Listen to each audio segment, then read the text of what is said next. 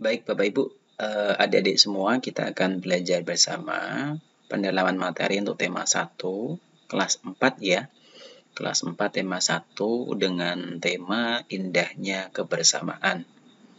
Pada kesempatan kali ini, mari kita belajar bersama-sama. Pada tema 1 ini, untuk pembelajaran 1, itu kegiatan pembelajarannya yang pertama, nanti kita akan belajar tentang menemukan gagasan pokok dan pendukung dari teks tulis. Kemudian yang kedua, mengidentifikasi keterampilan yang ada di sekitar. Kemudian yang ketiga, melakukan percobaan cara menghasilkan bunyi.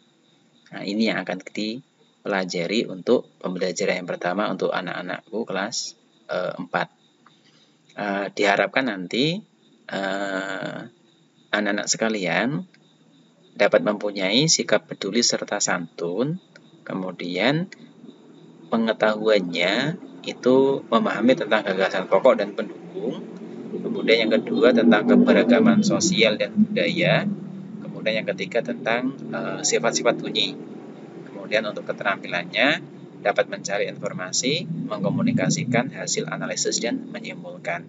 Nah, ini yang harusnya kompetensi yang nantinya dapat anak-anakku tingkatkan seperti itu. Baik, kita langsung masuk ke materi. Pada tema 1, subtema 1, yaitu keberagaman budaya bangsaku. Pada pembelajaran 1 ini, kita akan belajar sama-sama tentang gagasan pokok dan gagasan pendukung. Apa sih gagasan pokok itu? Gagasan pokok adalah topik yang dibahas pada suatu teks. Gagasan pokok ditemukan pada kalimat utama yang terletak di bagian awal, akhir, atau awal dan akhir paragraf. Jadi letaknya itu kalau tidak di awal, di akhir, atau awal dan akhir. Jadi ada 3 tempat itu untuk gagasan pokok. Nah, inilah pengertian gagasan pokok. Sedangkan gagasan pendukung itu adalah uraian atau informasi tambahan pada suatu bacaan. Untuk memahaminya, mari kita mengetahui cara bagaimana menentukan gagasan pokok dan gagasan pendukung. Caranya yang pertama yaitu kita harus membaca teks dengan cermat. Kemudian yang kedua, cermati kalimat pertama hingga kalimat terakhir pada setiap paragraf. Kita harus cermati baik-baik itu. Kemudian yang ketiga, temukan di mana kalimat utama dan di mana kalimat penjelas dalam suatu paragraf. Nah, inilah cara menentukan gagasan pokok dan gagasan pendukung. Seperti itu. Mari kita buat contoh. Di sini ada teks tentang batik. Judulnya batik. Untuk kalimat pertama, batik merupakan kain tradisional Indonesia. Kemudian yang selanjutnya, batik dihasilkan dengan cara dilukis atau dicetak menggunakan malam, lilinnya dipanaskan, dan seterusnya sampai bawah. Nah, kita ketahui bahwa kalimat yang pertama itu merupakan kalimat utama. Sedangkan kalimat berikutnya itu merupakan kalimat pendukung dari kalimat utama ini. Atau kalimat penjelasnya, seperti itu. Jadi dapat diketahui bahwa kalimat utama pada teks ini yaitu ada di kalimat pertama pada teks ini. Sedangkan kalimat berikutnya sampai terakhir itu merupakan kalimat penjelas seperti itu. Jadi untuk kalimat selanjutnya, kain batik dihasilkan dengan cara dilukis atau dicetak menggunakan malam atau lilin yang dipanaskan, itu merupakan kalimat penjelas. Seperti itu ya anak-anakku. Jadi bedakan mana kalimat utama, mana kalimat penjelas. Kemudian yang selanjutnya, di sini, sama seperti tadi, ini menjelaskan bahwa gagasan pokok pada teks ini yaitu batik merupakan kain asli Indonesia. Jadi gagasan pokoknya ada di awal paragraf. Sedangkan selanjutnya untuk gagasan pendukungnya, nah itu di kalimat yang selanjutnya. Yang pertama, kalimat kain batik dihasilkan dengan cara dilukis atau dicetak menggunakan malam. Itu kalimat penjelas pertama. Kemudian kalimat penjelas kedua, yaitu di sini tempat asal batik. Nah, kain batik berasal dari Pulau Jawa. Kemudian penjelasan yang ketiga tentang bagaimana persebarannya gitu. Sering berkembang waktu, batik tidak hanya ada di Pulau Jawa.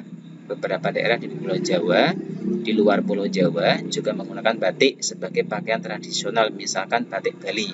Nah, ini merupakan persebaran kain batik. Jadi seperti itu untuk membedakan mana kalimat utama, mana kalimat pendukung atau kalimat penjelas, gitu, seperti itu. Kemudian yang selanjutnya, tadi kita sudah belajar tentang gagasan pokok dan gagasan pendukung atau gagasan penjelas gitu ya. Nah, sekarang kita masuk ke materi yang selanjutnya tentang bentuk-bentuk keragaman di Indonesia. Jadi yang pertama, itu keragaman suku bangsa. Apa itu suku bangsa? Suku bangsa adalah sekelompok golongan yang hidup bersama di suatu tempat dan memiliki ciri-ciri budaya yang sama. Itu merupakan pengertian dari suku bangsa. Nah, bisa dilihat pada gambar. Di sini di gambar ini, nah ini ada gambar tentang di mana perempuan suku Bali memakai kebaya dalam kehidupan sehari-hari. Mereka sedang membuat anyaman sebagai tempat sesajen secara gotong royong. Jadi di Bali seperti ini untuk keragaman yang ada di masyarakat di sana. Beda lagi nanti seperti yang di Jawa, di Kalimantan, di Sulawesi, di Sumatera itu berbeda pasti. Nah, itulah merupakan keragaman suku bangsa yang ada di Indonesia. Kemudian kita akan mempelajari juga tentang contoh suku bangsa di Indonesia. Nah, ini ada beberapa contoh saja ya yang Bapak tampilkan di sini hanya contohnya suku bangsa yang ada di Indonesia. Misalkan yang pertama Pulau Sumatera. Nah, ini ada contohnya di sini, ada suku Batak, suku Minangkabau, suku Aceh. Mungkin ada suku-suku yang lainnya juga. Kemudian kalau di Pulau Jawa dan Pulau Bali, itu ada suku Jawa, suku Sunda, suku Betawi, suku Bali. Yang ketiga, Pulau Kalimantan, ada suku Dayak, suku Banjar, suku Melayu. Yang dari Sulawesi, ada suku Bugis, suku Minahasa, suku Buol. Yang dari Kepulauan Nusa Tenggara, ada suku Sasak, suku Sumba, suku Dawan. Dan ada yang dari Kepulauan Maluku dan Papua, ada suku Tobelo, suku Dani, dan suku Asmat. Nah, ini merupakan contoh suku bangsa yang ada di Indonesia. Karena Indonesia itu banyak sekali suku, ini hanya contoh beberapa dari yang bisa Bapak tampilkan, seperti itu. Itu yang pertama tentang keanekaragaman suku bangsa di Indonesia. Kemudian yang kedua, ada tentang keragaman bahasa. Jadi bahasa daerah, mungkin di masing-masing daerah beda. Nah, apa itu bahasa? Bahasa adalah alat komunikasi yang digunakan oleh manusia. Bahasa yang digunakan setiap suku bangsa berbeda-beda. Kalau di Indonesia, ada bahasa nasional, bahasa Indonesia. Tapi kalau di daerah, itu kan ada bahasa daerahnya. Contohnya bahasa daerah, bahasa Batak. Nah, itu ada di Sumatera Utara, itu di sana menggunakan bahasa Batak. Ada bahasa Sunda. Nah, kalau kalian pergi ke Jawa Barat, bertemu dengan warga di sana, mereka juga berbicara dengan bahasa daerahnya, bahasa Sunda. Ada bahasa Betawi yang dari DKI Jakarta. Nah, itu. Nah, ini ada contohnya. Kumaha damang, Mbak Akaba. Nah, itu kan bahasa daerah di sana. Mungkin beda dengan kalian yang ada di Jawa, bahasa Jawa kan. Nah, ada di Sumatera, ada di Sulawesi, bahasa Bugis. Nah, itu. Nah, inilah yang kedua tentang keragaman bahasa. Kemudian yang ketiga tentang keragaman rumah adat. Rumah adat juga masing-masing di provinsi memiliki rumah adat yang berbeda. Contoh pada gambar ini merupakan rumah adat dari Provinsi Sulawesi Selatan, namanya rumah Tongkonan. Nah, seperti ini bentuknya. Kemudian yang kedua ada lagi, nah, seperti ini, itu merupakan rumah adat, yaitu rumah Joglo dari Jawa Tengah. Kemudian yang selanjutnya, nah, seperti ini, itu merupakan rumah Gadang. Rumah adat ini dari Sumatera Barat. Kemudian yang selanjutnya seperti ini, ya ini Provinsi Papua. Jadi namanya rumah adat Honai. Rumah adat ini dari Papua. Seperti ini. Jadi masing-masing daerah masing-masing provinsi mempunyai rumah adat sendiri-sendiri. Itu tentang rumah adat. Kemudian yang keempat tentang keragaman tarian. Sudah ada keragaman suku bangsa, kemudian bahasa, kemudian rumah adat. Nah, kemudian yang keempat ini keragaman tarian. Apa itu tari? Tari adalah salah satu bentuk kesenian yang memadukan antara gerakan tubuh dan iringan musik. Contohnya seperti ini merupakan tari kecak dari Bali. Kemudian yang selanjutnya, nah ini ada lagi tari cendrawasih dari Bali juga. Kemudian yang selanjutnya ada tari perang dari Papua. Penampilannya juga beda kan, antara tari kecak, tari cendrawasih, tari perang, itu kan kostumnya juga berbeda. Kemudian yang selanjutnya, nah ini ada tari jaipong dari Jawa Barat. Seperti ini. Nah, itu tentang keragaman tarian. Kemudian yang kelima, kita akan juga mempelajari tentang keragaman pakaian adat atau pakaian tradisional. Apa itu pakaian adat atau pakaian tradisional? Nah, pakaian adat atau pakaian tradisional itu merupakan pakaian khas suatu daerah yang biasa dipakai dalam acara adat.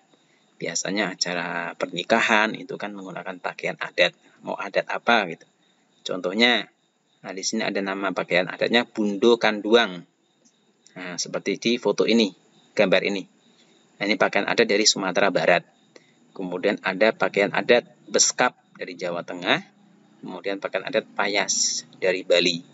Nah, ini contoh yang Bapak bisa tampilkan tentang ternyata di Indonesia ada keragaman pakaian tradisional yang masing-masing daerah itu berbeda. Nah, itu yang kelima.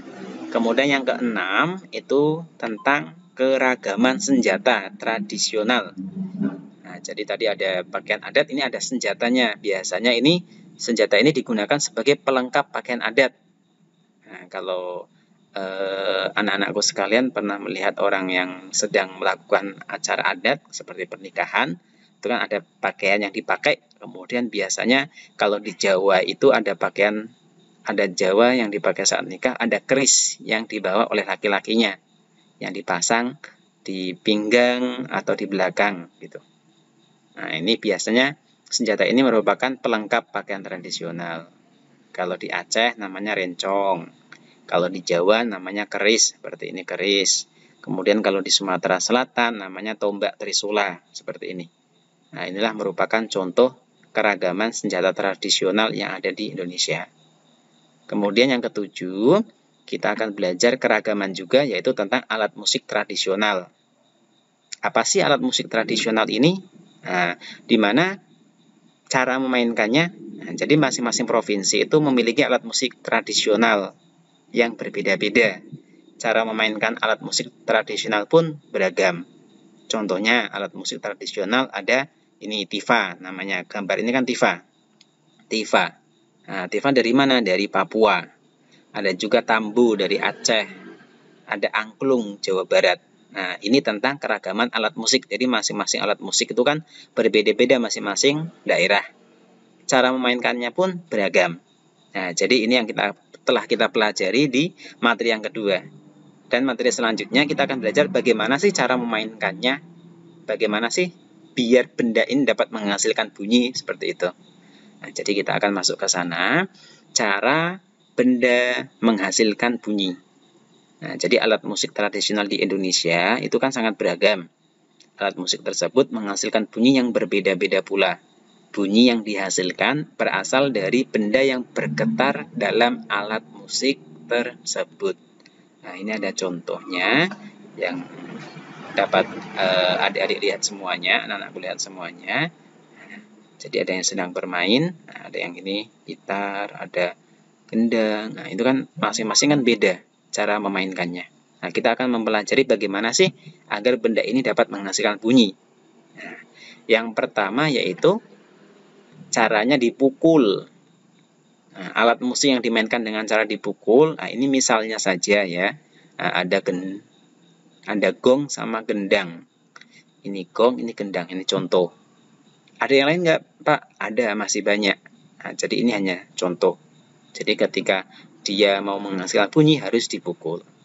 Nah, kemudian yang kedua dengan cara ditiup. Nah, jadi alat musik yang dimainkan dengan cara ditiup. Nah, ini contohnya terompet dan seruling. Nah, ini terompet seperti ini.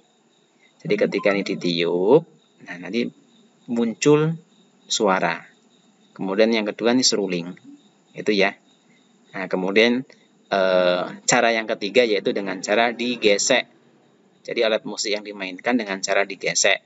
Contoh ini biola. Kemudian ada rebab. Nah, ini dengan cara digesek.